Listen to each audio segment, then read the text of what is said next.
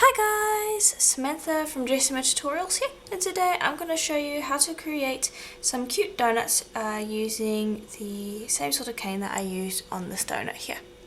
Now, if you want to find the tutorial where I teach how to create this cane, just go look at my Stargazer cane tutorial. I basically used the leftover petal cane that I used in this cane. As you can see here, it came out in a square, and you just pinch that into a sort of triangular shape, as we will show in the video, and basically you can create a beautiful donut like this. So we're going to be using two different canes today. They are from a different tutorial, and I teach how to create them, both of them, in that tutorial.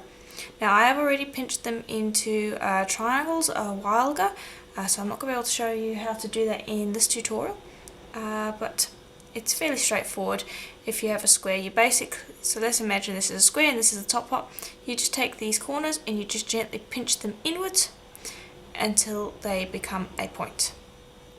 Now, we want these triangles to be fairly stout. This one's pretty much good, but this one's a little too long for my liking. So you're just going to press on top of it, and we're just going to make that a nice stout triangle. Okay, and try not to let it distort. You want to keep it basically the same length. You don't want one side to be longer than the other.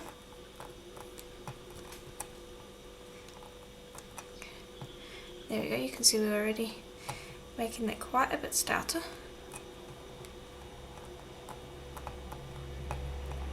Okay, and now we're going to have a little bit of distortion, but basically that's what we're looking for. Okay, so now we're just going to take some scrap clay, and I'm actually going to be using some previous attempts at the project as scrap clay because they did not work out well, as you can see here. Now I want to explain two different things. This one actually is a hollow donut, whereas this one was using a donut mold. Now, I do not recommend the hollow donut technique because I find that it really stretched the canes quite a bit, which is why I am not happy with this. You'll find that a lot of the green in this was lost and it just stretched way too much.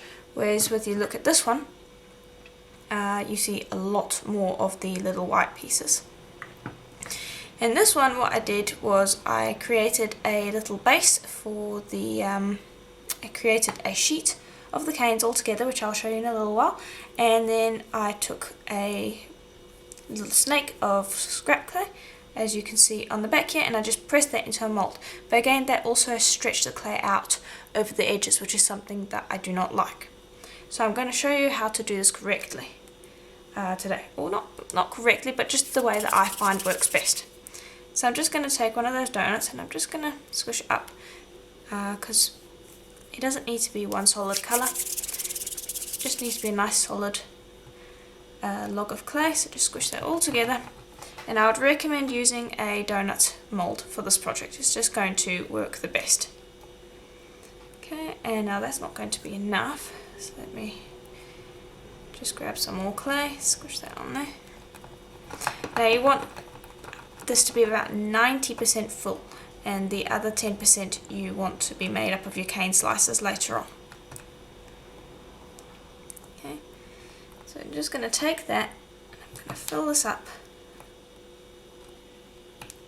press it in, getting in that donut shape.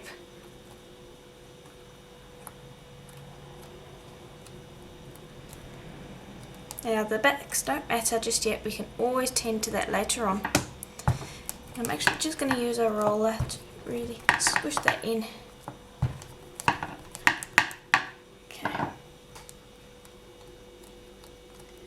Okay, and now this is not completely full, but it's about 90% of the way there, which is exactly what I want. Okay, we can lift that out. Right, and now this is where you're going to put that to the side, and you're going to grab your cane of choice, which I think I'm actually going to use this one for this time around. And now the reason you want your cane to be a triangle and not a square is because the inside is a smaller diameter than the outside, so when you lay the triangles, they'll fit all around and they will create a circular shape. Whereas if you had a square, you're going to be putting a square there, and you're going to have little triangles of open space. So your cane has to be a triangular shape. And that will be my first slice. And now you want to cut about a 0.5 millimeter to 1 millimeter thick slice. And you want about 5 to 6 of those. And it really depends on how big your triangle is, how wide it is versus how tall it is. But generally you won't need any more than 6 slices. So that's the first one. We always don't use the first one. So I've got 6 here. Okay. And now I'm going to lay it on. Now you might be wondering why I don't put these slices together in a veneer and then place it onto the piece. That's what I tried with the previous one, the one that the scrap is made from. And through the burnishing to get rid of all of the canes, all of these seams as you can see here, and then put it in the donut mold, it stretched the pattern way too much.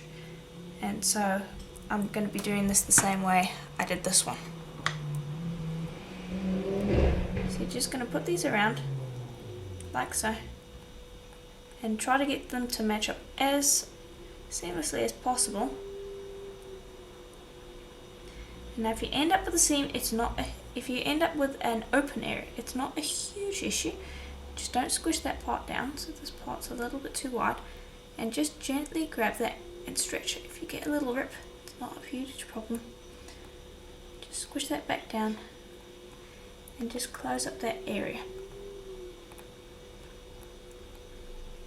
Okay, there we go. Alright, then just pick that up. And then I'll generally just tuck these around the back here, just so they are out of the way, and I'll do the same for any that are hanging off the edge here.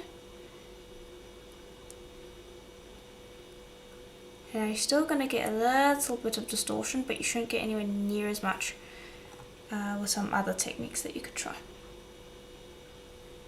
that I was talking about earlier. And this is your one last chance to just kind of press those pieces together if there's an open spot. Okay. And then you want to take your mould and you want to press this in, and it should fit right in there. Very little spillover. And now the important part here is to really squish this into the mould, because the mould is what's going to be doing the work. It's a nice smooth mould. I sell this on my Etsy shop, but any donut mould that is nice and smooth should do the trick for this. You don't want something with scratches and bumps and things like that, and it has to be silicone, because if it's something like plastic, it's going to be very difficult to get the clay out of. If you're experienced with using plastic moulds, by all means do that. You can use those, but I find them very difficult to use, so I don't tend to use them. So what I'm doing here is I am really squishing down this, because by pressing down inside the mould, I want to be smoothing out those seams that we had. So I'll go around individually and I'll squish this down so that we're smoothing out any imperfections. Okay, and this is why I said to fill it up to about 90% of the way before you put the cane slices on, because now it's a little bit too full, but it's not spreading all over the place, and you don't have a ton of excess clay, which is a good thing. Okay, and now you can decide whether you like the back or not. I think it has a bit of charm to it, but I'm not sure if I'm happy with it, especially since I do have to trim away some excess. All you do there is you just go around the outside with a blade, and you have to be careful because silicone can get sliced by your blade, especially if it's a sharp one. Okay, and there I can see that I like the backing a lot less now. So I'll probably end up covering that later on. But for now I just wanted to flatten that out. Okay, because the less trimming we have to do, the better. Alright, so now it's pretty much good to go. Now if your clay is not too warm and you're not like in the middle of summer or anything like that, you can try to lift it out of the mould right now. Or you can put it into the freezer for about 10 minutes, which will firm it right up and make it pretty easy to get out of the mould. But this clay is still pretty firm and so I'm confident enough that I can take it out without putting it in the freezer. But that's a little tip: if you're having trouble getting stuff out of a mold, just pop it in the freezer. It makes it a lot firmer and easier to get out. Okay, I'm just gently going around the edge. I'm not trying to lift it up from one particular point. You'll end up stretching and distorting that way. You're going to go around and gently lift it out like so. And that one had a lot less distortion of the pattern compared to the previous one that I showed you. You're still going to have a little bit of the pattern stretching, but you should be able to basically see the entire thing. Okay. Now on the inside, you do often need to just go around and trim away a few little bits of excess.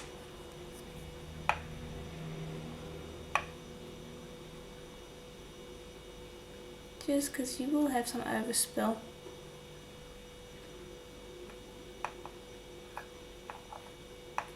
Just trying to get rid of that.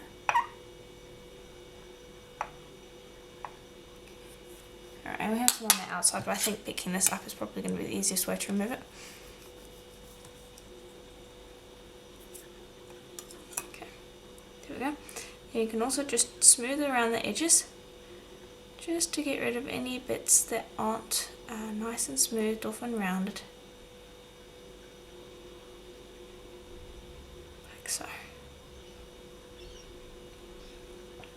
Okay, and you can also do that around the inside part. Alright, then I will typically take that and I will put it onto a piece of paper, which is what I bake on typically.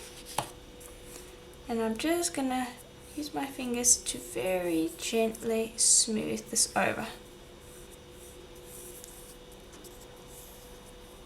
Just getting rid of any fingerprints that might have been caught. We're going to do a bit of a sand, so we don't have to worry too much about fingerprints, but if there are any noticeable ones, I do like to get rid of them.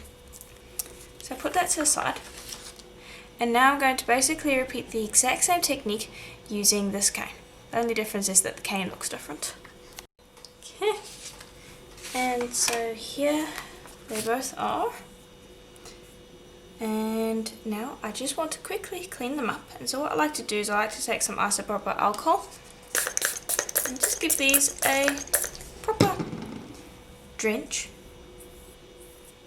And then I'll just gently go over the surface. And this actually, it cleans up any dirt or grime that's on it.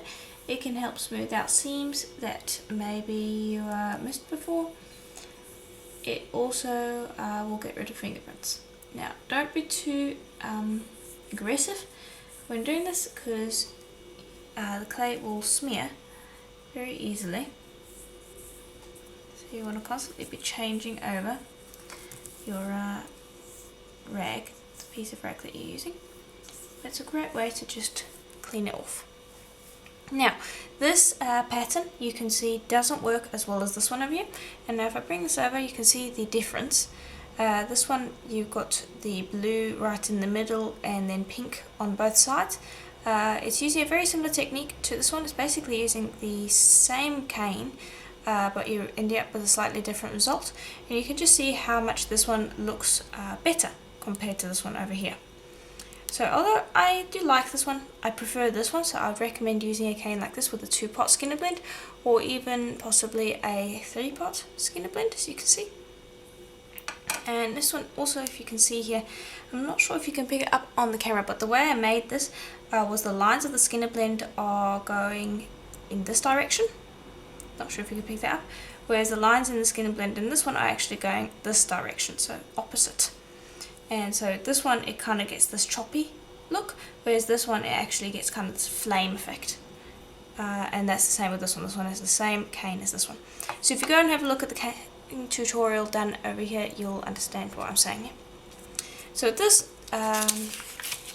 cane, I'm going to try something slightly different. I'm going to mix up some more little bits of scrap clay, and we're going to try a flat donut.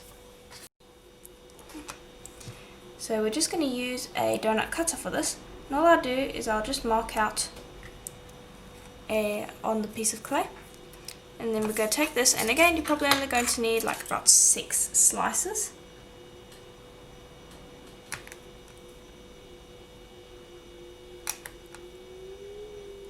so. I'll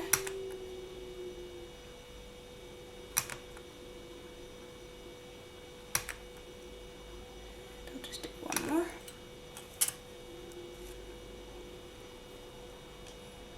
And I'm just going to line that up.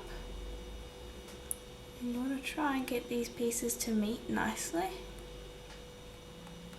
like so.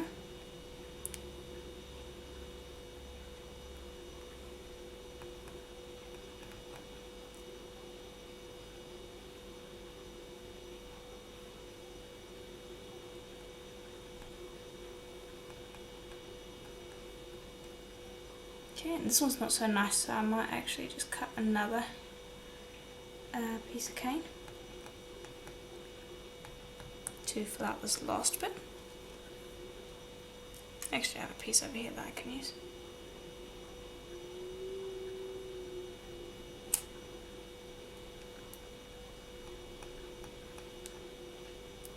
And I'm just trying to get that to join up nicely. So you can just kind of squish and mould the cane slices to get it to fit. Then you're going to take a piece of paper and you're just going to burnish this, like so. So all of those cane slices sit nice and flat. And so that you're getting rid of any seams. And now the reason you burnish rather than put it through a pasta machine is the pasta machine will distort the pattern, whereas burnishing really creates very little distortion. Okay.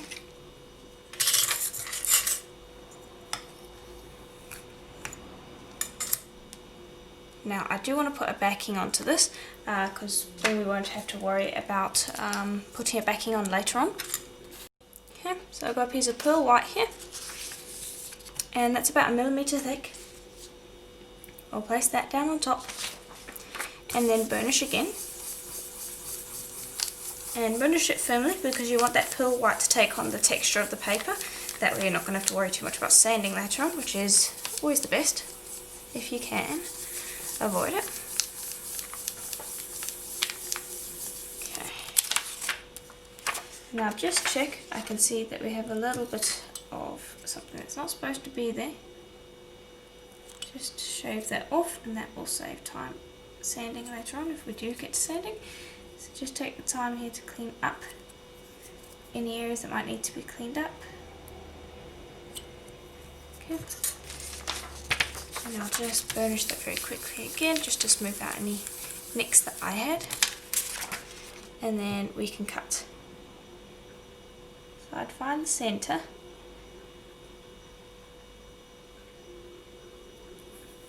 I'm just going to check that from all angles to make sure I'm happy with it. Okay. And then press down firmly.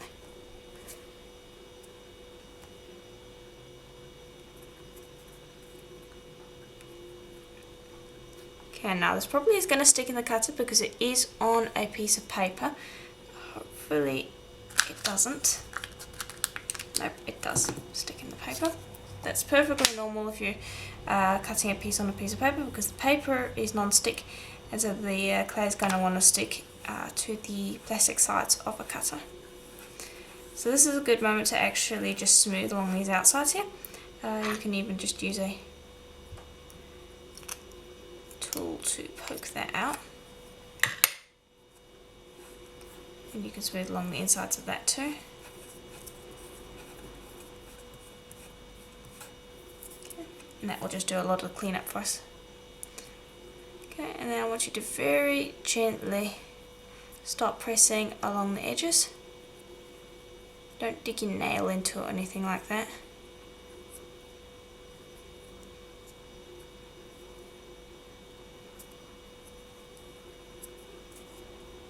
And it should pop out because it's not stuck hard, it's just going to be more likely to stick to the cutter than it is going to be to stick to the paper. Now just use a piece of paper just to gently smooth out any fingerprints that I might have. I'm not pressing too hard because I don't want to distort the shape. Okay, and there we go, that is a flat version of our donut. So you can decide which one of those you like the best. I definitely think I prefer that one, but again, it is always a personal choice. So I'll put that to the side, and then I'm going to do the same with what is left of this cane. Okay, and there we go. Just finished up that one. So now I've got 2 flat ones and 2 domed ones. And this one, we just have the domed version. So I'm definitely preferring this design the most, but this one also looks pretty nice. So now what we are going to do is we're going to put this into the oven for a full hour at Primo's recommended temperature, and then when it comes out we're going to have to do a fair amount of sanding to get them to look the same as this donut over here. This one is only sanded and buffed with a little bit of wax, and you can see it came out absolutely beautifully. So if you want to get this effect, you're going to have to really sand quite a bit. However, you can also just brush it with UV resin. So I might sand one lot and then do a UV resin on another one. These ones I want to put some UV resin on already, so these ones I'll probably put some UV resin on, and these ones will probably sand. So anyway, let's get them into the oven for a full hour, and then when they're done, we're going to have to start sanding. Okay, and here they are out of the oven. So now we are going to sand them. Now these are the ones where you really need to focus on the sanding, because I'm going to be buffing these with a little bit of wax, but I'm not going to be putting any resin on these. These ones, however, I am going to be putting resin on, so you don't have to sand them to a complete shine. You just want to give them a light sand with like maybe 800 grit sandpaper, just to clean them up, sand the edges just to smooth it out, and the backs to smooth it out, but don't go you don't have to work really hard to get them ready to have the resin on. Okay, so I'm going to start off with 800 grit sandpaper, and it's the wet dry sandpaper sort. And all you're going to do is you're just going to start sanding. And now I generally work with 800 grit and then 1200 grit wet dry sandpaper, and then I move on to polishing papers, which go from a 400 grit all the way up to an 8000 grit, which will give me a very nice clean finish when I am done. However, with the flat ones, the flat donuts anyway, those ones I will sand only up to about an 800 grit. I'm not going to worry about going any further up, because the resin will make them nice and shiny anyway, so there's not a lot of point in trying to get them very shiny. Now I've actually warmed up to these backs, so I'm probably going to sand them down, make them nice and shiny. If you don't like them, what you can do is you can just use a little bit of liquid clay to clean up the to rub along the backs, and then you put a layer of whatever colour clay you want on, and then you would bake them, and then you would sand them. However, I quite like the backs, so I'm going to sand them as well. Okay, and here is how they should look after they have been sanded with the wet dry sandpaper. You can see that there is no shine to them. They should have this very nice even matte finish, as you can see. And so now what we are going to do is we are going to sand them with some polishing papers, which is going to bring the shine up. Now as for these ones, I am going to be leaving them the way they are. We're going to be putting resin on them. These are the ones that we are going to be sanding. So because we finished off with a 1200 grit, I'm actually only going to be starting off with the blue polishing paper. Any lower than that, and we'll be using a lower grit than we were using with the polishing papers. And so all you're going to do is you're just going to sand around the outside, and you're just going to continue sanding and going up through the grits until you have a nice shiny surface. 8000 grit should be enough to give you a somewhat polished surface, and then buffing it with a buffing tool is going to bring it up to the high shine that my previous donut over here has. Okay, and so once they're sanded, they should have a light sheen to them. I'm not sure if you can pick that up on the camera, but they're going to only have a light sheen. They're not going to be very shiny. So the next step is going to be to take some wax, and I use Renaissance wax. I just like to grab some of that And I am just going to smear that over the surface completely. Okay, and I am doing that on the back as well. And I'll repeat with the other one. Smear that over the surface and just make sure to cover the entire thing. You really only need a small amount to get the entire thing covered. Then I use a Dremel. I use a Dremel 3000 with a buffing wheel to buff. So let's do this one. So I'm going to buff the back first.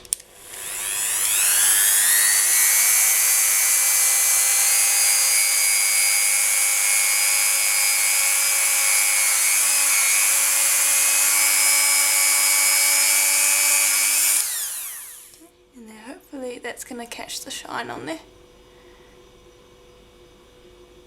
Seeing if I can catch it. There we go. So that's quite shiny. Now we go do the front.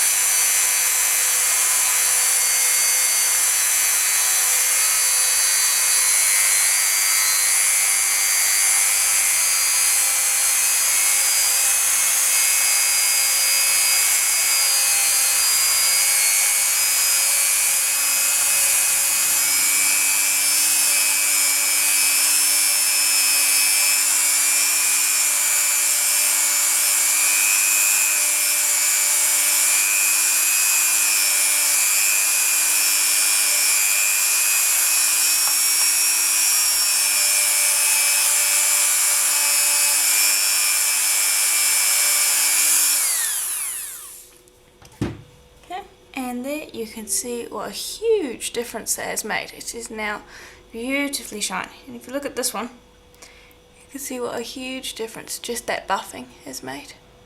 So you can see the back is nice and shiny and the front is excellent. So I'm going to basically do the exact same with this one now. And there we go. So you can see a beautiful glossy surface. So that is how you would do the donuts. And so now I'm going to show you what we're going to do with these ones. So I've got a resin mat off to the side here. And I'm going to be using Lisa Pavelka's Magic Gloss. Because I really like that it is a nice doming resin. Just open it up, there we go.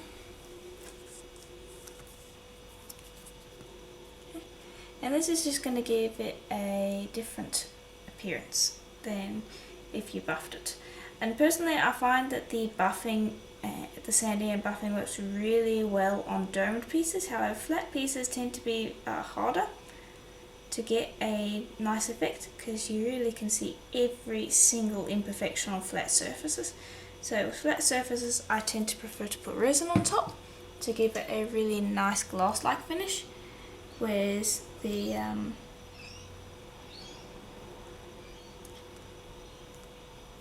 domed pieces I tend to sand and buff if possible. And I'm just dragging that out to the edges. And I really like this resin because it takes a lot for it to spill over these edges of the piece. It's got a really nice high dome factor, which is excellent.